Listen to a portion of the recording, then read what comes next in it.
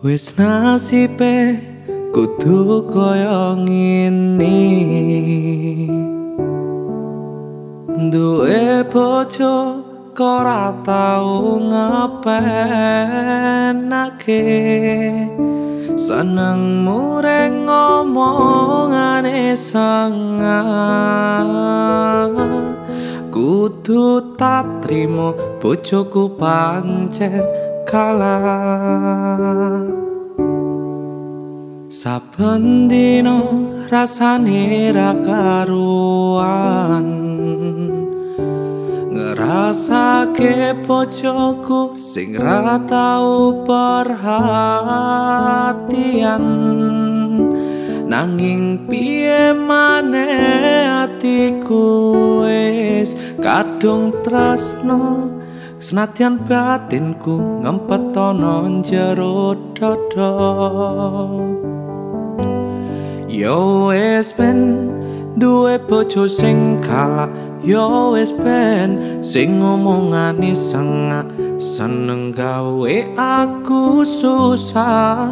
Nanging aku ora bisa tak tampa, kanggo tulus ning ati tak trimo sliramu tekan saiki. Mungkin wis dadi jodone, senadyan kahanane kaya ngene. Sungguh keterlaluan bojoku sing saiki, kleru sithik wae aku mesti diseneni. Ame dolan ro kanca kok ora diolehke, senengane nuduh dikira lunga ro liyane. Yen wis ngono aku mung iso meneng, tak jelasno malah mung gawe kowe sepaneng.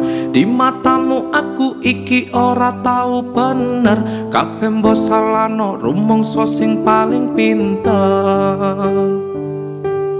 Yo wis ben duwe bojo sing kalah, yo wis ben sing ngomongane sengah, seneng gawe aku susah. Nanging aku ora bisa tak tampa, kanggo tulus ning ati tak trimo sliramu tekan saiki. Mungkin wis dadi jodone, senadyan kahanane kaya ngene. Ibarat dele sing wis dadi tempe, kudu tak lakoni yen pancen ngene dalane. Apa den duwe bojo sing kalah, nek ra keturutan senengane mencak-mencak. Ra usah diketuni aku kudu kuat ati, nganti tekane mati sliramu tetep ning ati. Disetel kendo ae tak nikmati uripe, senadyane galak bojoku pancen sing ayu dhewe. Kuat dilakoni, nek ra kuat ditinggal ngopi. Tetep cinta senadyan bojoku kalah. Yo wis ben duwe bojo sing kalah, yo wis ben sing ngomongane sengah, seneng gawe aku susah.